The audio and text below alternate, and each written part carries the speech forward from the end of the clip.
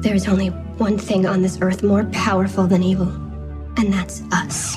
Hi guys, this is Charisma Carpenter from Buffy the Vampire Slayer, your favorite bitch on wheels. You're listening to Buffy Back Issue Bin.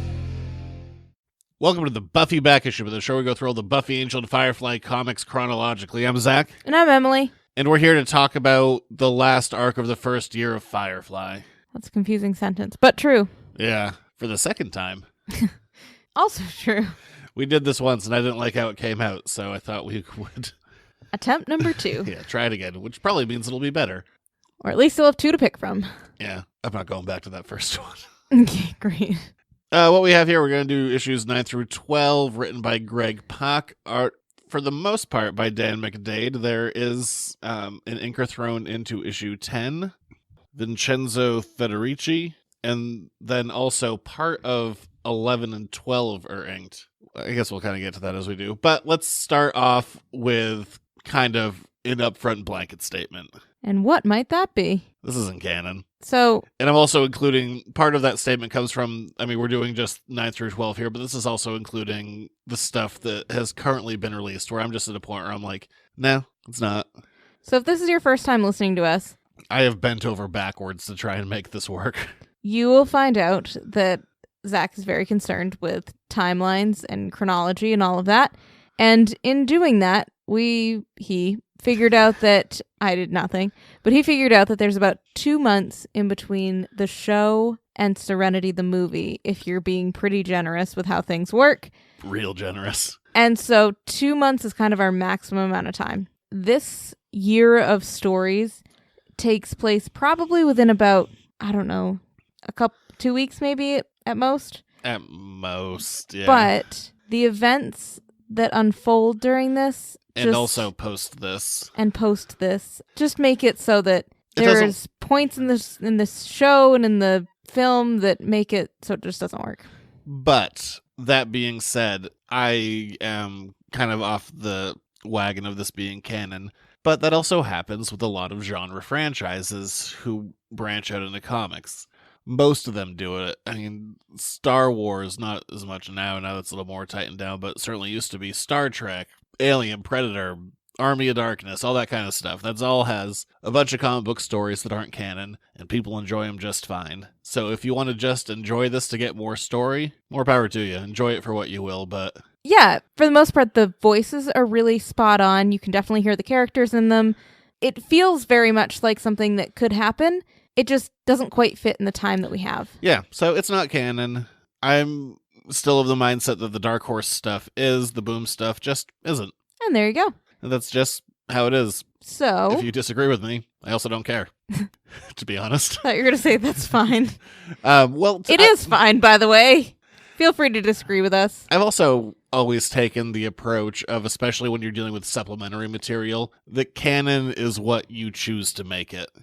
Yeah, I mean, we did, when we were doing the first Buffy and Angel stuff, and we did Angel After the Fall, we counted all of After the Fall, but then the stuff that came directly after the Fall, we took a little sidestep on. So it is what it is. Canon is what you make it, and do what you will. I just didn't want that to... That's not true. That was your idea, not mine. You didn't think that our second time around should be bogged down with me yelling about inconsistencies. To be perfectly honest, I didn't even know that you, processed that I said that, but I'm glad that you did. Yeah, I think it's probably the better way to go about it.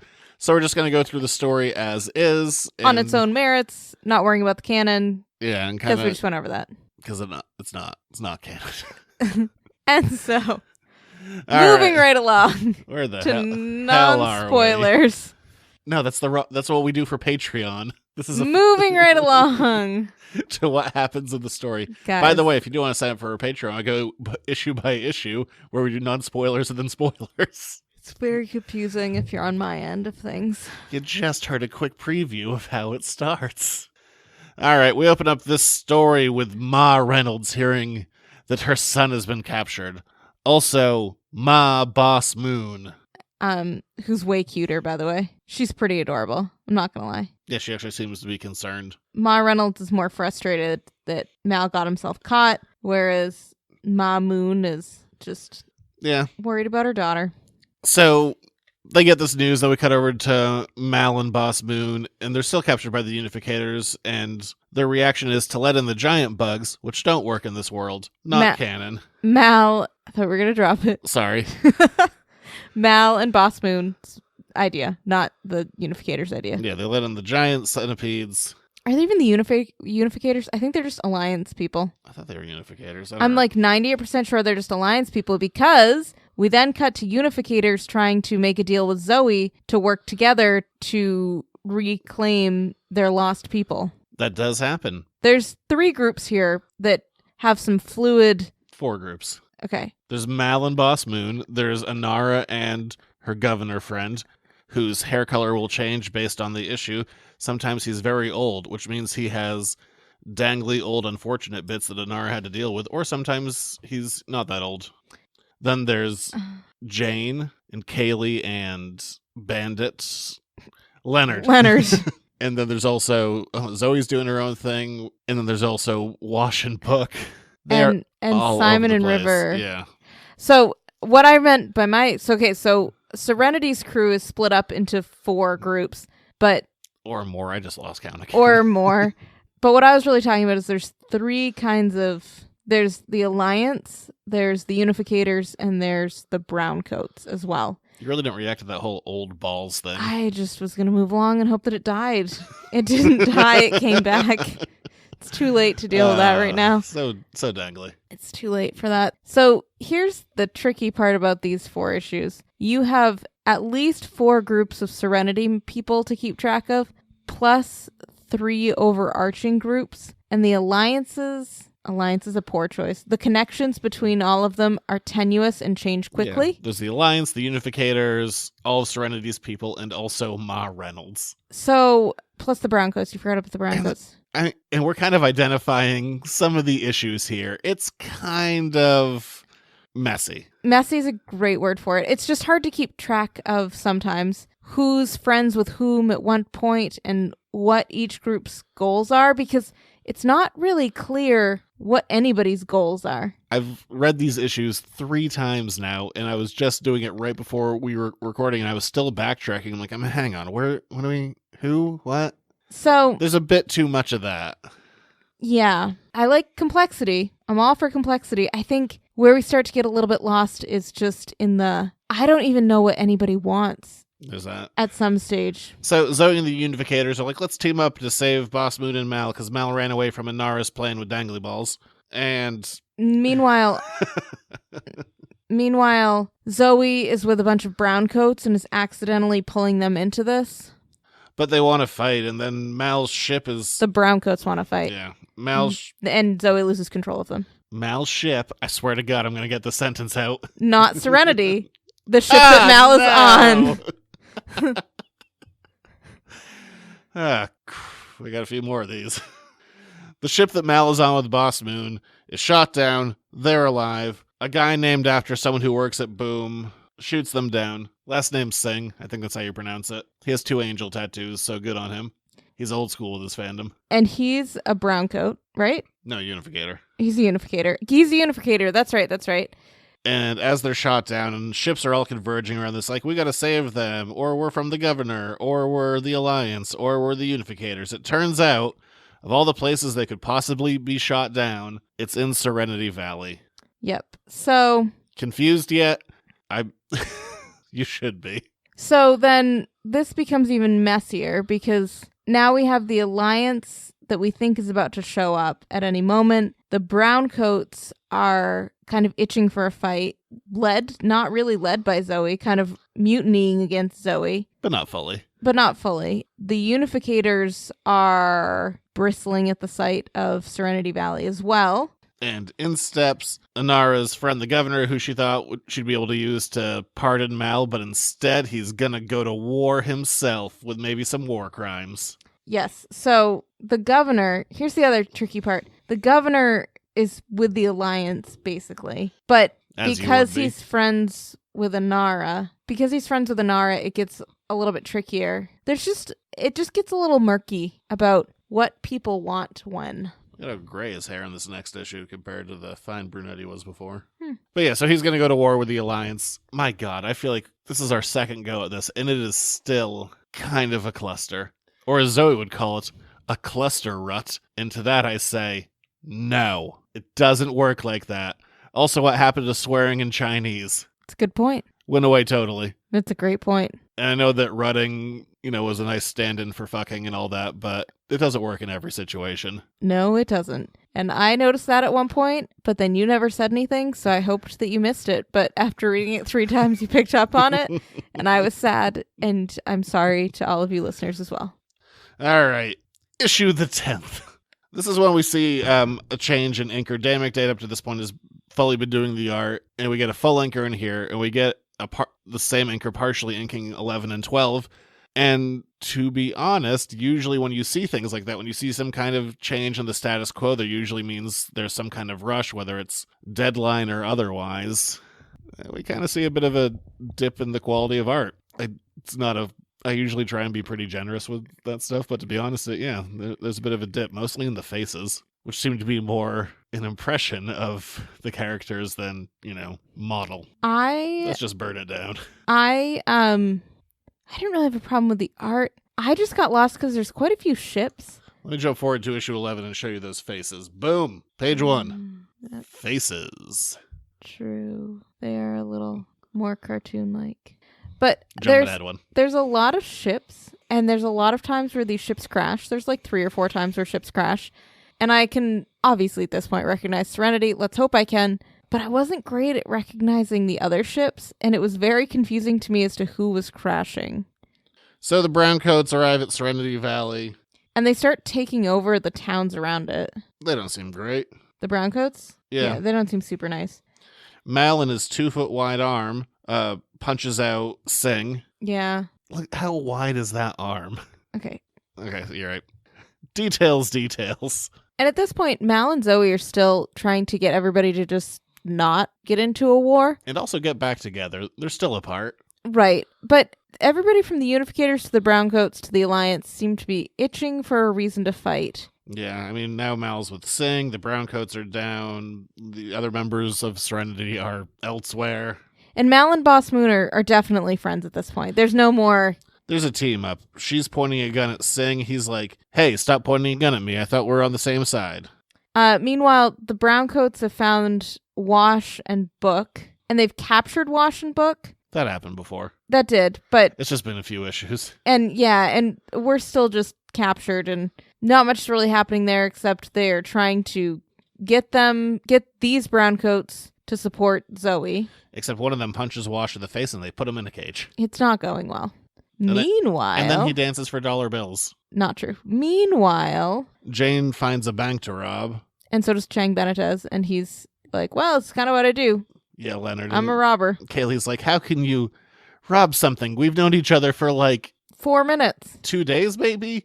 And I know you so well. And he's like, I'm going to go be a dashing rogue or something. And Kaylee goes along too, for good measure. I like the second he disappears, Simon's like, well, that's the last we've seen of him. Come back to pining after me. And Kaylee's like, no. So she runs after him. And then River says they need to go get a shuttle so it could be the getaway car. Boy, I know. I'd also like to add another addendum while we're here. Addendaway. I very much like the people that work on this book. Writer, artists, editors, other people involved in the studio. I have nothing against a single person doing any of this, and I think everyone is trying to put out the best product they can. I truly do, and I truly do like the people involved in this book. So, I don't know, I do have my criticisms of it, but also, addendum the third, I want this stuff to be good, and I don't have things where I'm like, I need you to hit certain story points, or I like my Firefly this way, or anything like that. My whole thing is I'm a fan of it, and I just want it to be good, especially a story where there aren't that many stories out there in this world. So my criticism comes from a place of, I don't know, my own fandom. Yeah, I'm not going to fawn over something just because it has a name on it. I have a few minor things. I wish that there were a map at the beginning of each of these issues, even just reminding me where in relation to each other are all of these characters. Does that make any sense? Totally. Like a map, even just a map that I could reference, like in Lord of the Rings, and I could go to the front and reference it again and say, wait, where's Mal? Oh, he's at Serenity Valley, and that's here in relation to where Wash and Book are. That's over here.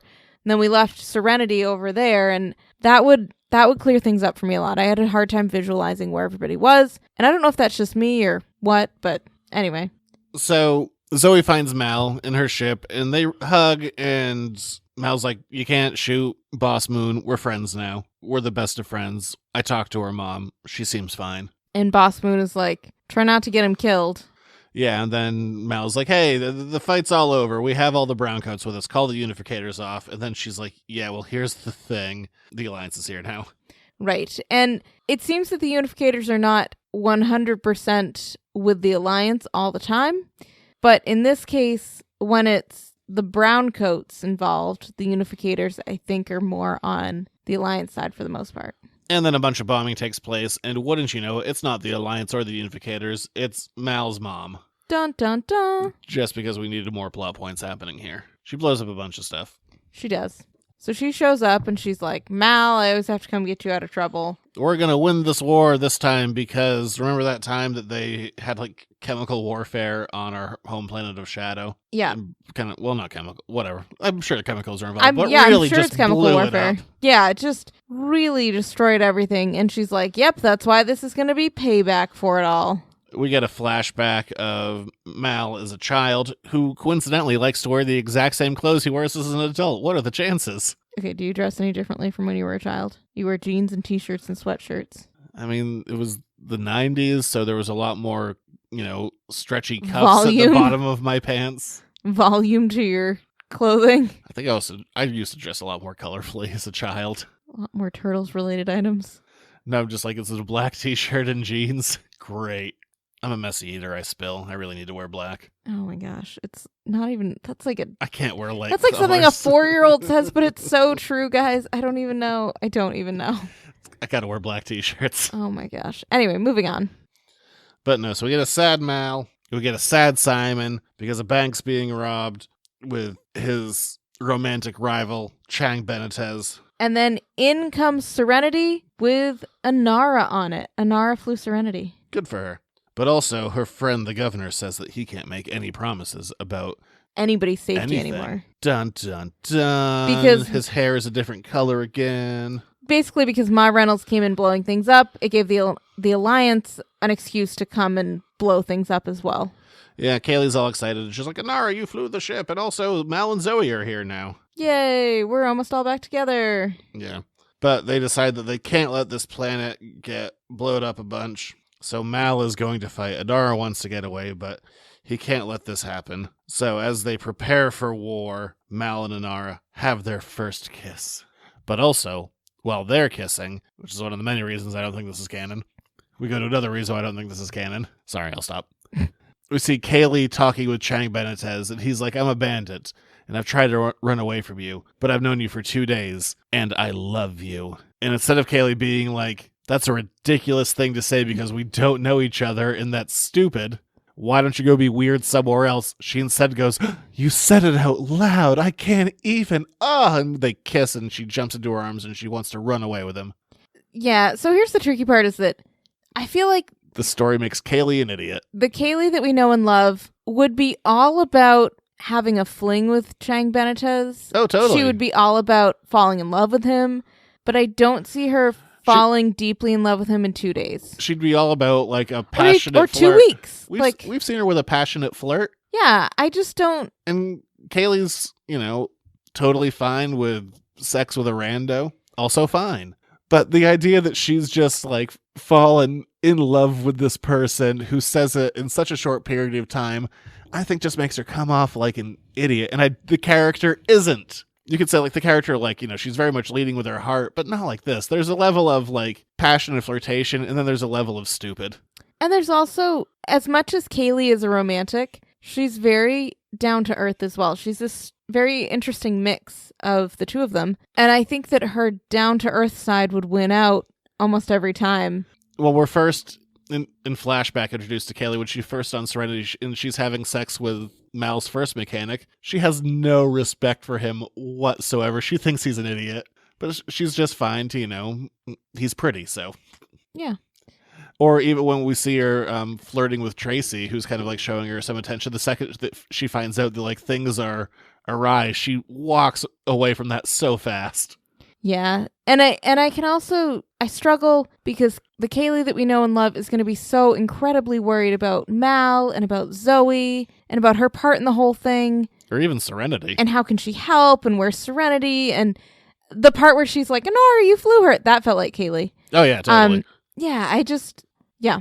Anyway, that was just a thought that I had as well. And also, I probably brought this up in the last one, but we also know if this book is trying to potentially stay in the realm of canon, we know that there really can't be any continued romantic stuff between Kaylee and Leonard, because she mentions a line where she said that she hasn't had sex in over a year because she was carrying a torch for Simon. Yes. Even though she's only known him for 8 months, so there's a bit of a dry spell in there. So, anyway, I can't help that thing. I don't know where I was going with that sentence, other than the Kaylee that I know and love from the show, I can totally see her having a flirtatious affair with somebody else, especially because Simon doesn't really seem super great about expressing his own feelings. No. And so I can totally see her moving on in a way, but to consider running away with him and leaving Serenity and leaving Mal and all of that, that doesn't quite feel right to me. But what do I know? I'm not the creator. I'm a lady on a podcast. Yes, you are. Oh, thank you. You're welcome. All right, we're moving on. The Browncoats are ready to fight as they've been kind of taking over towns. But the big problem are the land burners that we've heard about. Yeah, the chemical things. Essentially, they just raise look, it sounds land. like what it is. They're going to really blow this place up in long, streaky bits. And so Mal, Boss Moon, and Zoe hatch a plan to sneak Mal and Zoe into the Unificator world. / the Alliance world. They dress them up in Alliance / Unificator uniforms. Mal's badonkadonk is too big for the pants. You know that apple bottom. We've seen it before. And so they get there. You are really giving me nothing. You're just going to move on from everything. Yes, I will. They steal half the land burners and fly them away, which is good. Yeah. And they have proof that there are land burners there because the land burners are a war crime, an international interplanetary universal war crime. Studio that put out the movie. And their Blu-rays are a war crime. Come on, Universal. You have terrible Blu-rays. And so look, they blow them up. Yeah. And they win, but the governor doesn't die. But here's the confusing part to me. If there's these terrible, terrible, terrible bombs called land burners, and Mal and Zoe blow up the ship with half of them on it, number one, how do they survive? Because if you're blowing up multiple land burners at once, it feels like, I don't know, that would create a fireball that would go burning at least a quarter of a mile. And secondly, how does that not create as much damage as blowing them up on impact? I don't know. I struggled with that one. Look, they blow them up. They save the day, so they can't be burned down. Jane, who has previously mentioned robbed a bank, has the equivalent of cartoon sacks with dollar signs, except instead they just have an Alliance symbol on it. Seriously, this looks like a Warner Brothers cartoon. It is comical how hilarious these sacks full of money look. But... and they pay people off. They're like, all right, we everyone. devise a plan to get everybody out, all of our Serenity crew out of there by paying off all the Browncoats and all the Unificators. I don't know if the Unificators get paid off, but the Browncoats definitely get paid off with sacks of money. And Ma Reynolds, and they all go their separate ways. And Inara's friend, the governor, gets arrested for war crimes. Yeah. For having the land burners and then for trying to use the land burners. Yeah, against the civilian population. And he's like, Inara, I thought we were friends. Friends bolded, because, you know. Oh my gosh. Sexy time. Guys. But she's like, you're not the only friend I have. I know you've all heard this, but it drives me up a wall when we italicize or bold words in dialogue in comics. I can figure out the important parts myself. I don't need that extra emphasis. It drives me up a wall, especially when it's like people's names. I know I don't know. I just... The lettering in here is fine, but I'm not going to point to a specific example. My favorite ones in comics are when they have bolded words. I'm like, why is that one bolded? Doesn't even make sense. But like, it brings you enjoyment, and it makes me so upset. So upset, guys. But whatever, so... Every comic does it. It's not this one. It's not anyone in particular. Every single one. It's just a pet peeve. You also got real annoyed when they would say that he was Inara's friend and bolded, and then they would wink at you and raise their eyebrows a couple of times and make a sexy whistling noise. Anyway. To let you know that her courtesanted his way. You put a T in courtesan? I don't know. There's no T. I mean, there is a T, but not at the end. In the middle. But while everyone's escaping, like, oh my god, but how will they get away from the Alliance? The Alliance is going to be on their tail. Mal decides to turn himself in as the war criminal, Malcolm Reynolds. So the rest of his crew escapes while Mal is kind of leading everybody on a goose chase because he's turning himself in. And he goes to court, and they're like, Malcolm Reynolds, your sentence is to go hunt down your mom or you're on probation. Dun, dun, dun. And that's where this one ends. We recorded this podcast twice. I've read these comics multiple times now, and it is still hard to streamline the plot. And I truly don't know if that's coming in from the overall plotting, just the layout of the art. But the flow of this is confusing, and I felt like I had to backtrack a lot. When we were leading up to this arc, we kept on saying, well, we're building to something, well, we're building to something, well, we're building to something. Like every issue we were saying that. And then when we got there, it felt like it all just kind of collapsed out all at once. Like it was like a big bag full of stuff that just got dumped simultaneously. So I know that I was the one who was like, let's just say that it's not canon and then talk about this arc without worrying about that part. Now that we've talked about the whole arc really succinctly, we don't think it's canon necessarily because a few things. We talked about Kaylee and Leonard. We talked about Mal and Inara kissing and how that's such a huge thing, their relationship in Serenity, that it doesn't quite feel right that only 2 months before this would be happening. But the biggie is the fact that they essentially, in this book, fought a second small war at Serenity Valley. And there's all kinds of bits of dialogue in the movie that contradict this. There's stuff like Jane literally confronting Mal. Is like, Battle of Serenity, Mal, like, how many of your crew get out of there alive? And Mal could have been like, well, 2 months ago, a bunch of them. Don't you remember? You were there too. Or when Mal and Inara are talking, actually directly after that conversation with Jane, and she's like, I want to know what side of you I'm dealing with. He goes, I start fighting a war, you're going to see something new. Guess what? Just fought one very recently. Yeah, yes. So basically, it got a little too big for the time frame that we have. Which is fine. Comics should be big and exciting and bold. You should have bombastic kind of stuff. But where this doesn't work is in this particular time frame. Yeah, because I feel like the reason that you do this time frame is because you want to have the story and characters established, but you also want to use them all. You want to be able to use Wash and Book. Except here's the thing. How many times do we bring those names up? Wash has some fun little one-liners every once in a while. Book did a lot. Wash and Book did a lot in the first arc of this. When they were with the Pilgrims and all of that, they were super important there. Wash even had the moment where he shot Zoe in the leg and then Zoe shot him in the leg like 4 minutes ago in the story's timeline. Their knees are fine. Anyway. My knee popped 6 hours ago and I'm still not quite over it. And maybe that's because you're old. And that was just for me standing up. I think that says more about your oldness than... Did you hear that? No. I just yelled. I was in the garage. I didn't know if you heard it or not. No, I didn't hear that. Anyway, so just so you guys can know what we were thinking. But please do let us know what you think. If you disagree with us, by all means, let us know. But the other part is, like we said at the beginning, just because we don't think this is canon doesn't mean that this story isn't valid on its own as well. I would also, because we are kind of looking back at the whole year of this, which was what the story was pitched as. Like, we're doing monthly books. The story is a year. I think the story started out incredibly strong. The first arc is so solid. And again, the people involved with the creation of this book, I think, are all very talented people. But I mean, the world of comics, there are so many of them. Sometimes things hit, sometimes they miss. And for me personally, this one just wasn't for me.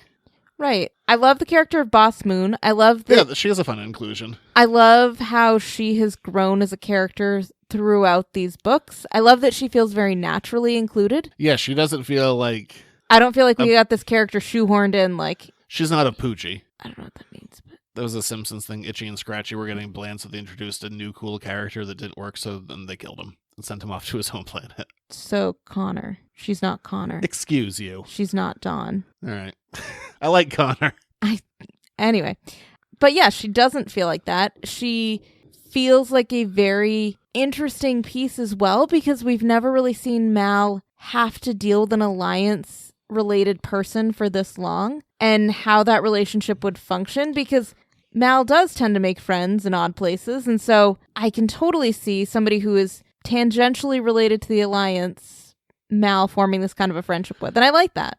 And as much, I was a little harsher on the, I was much harsher, let's be real, on the art this time than I have in the past, but I have liked a lot of the art in this overall story. I've enjoyed kind of the, kind of like loose feeling to it, which does feel like kind of, it fits the tone of what the story should be, which I liked that a lot. And I've liked a lot of the coloring on it too. I mean, I like it when you're kind of getting your reds and your browns that kind of reflect this world. Yeah. There is a lot to like there. I just...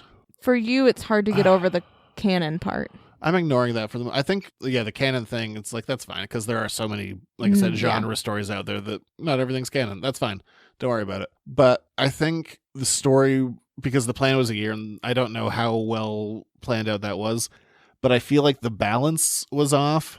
Yes. Of where to put story points, that it just, there's a world where this works, and I just don't think it was balanced correctly. Also, I think this would work better if it was a post-movie kind of story, because, you know, I know that there's that very small gap that we have in there, but I don't really care, because I know where we're going. Yeah, I also think back, our favorite arc, I'm lumping you in on this one, was the first one. Yeah, definitely. That felt very much like an episode or a double episode, but something that felt within that world. And then how we transitioned into this storyline was at the very end of that arc, all of a sudden flyers fell from the sky and proclaimed Mal and Zoe to be war criminals who are being hunted. So intrigue.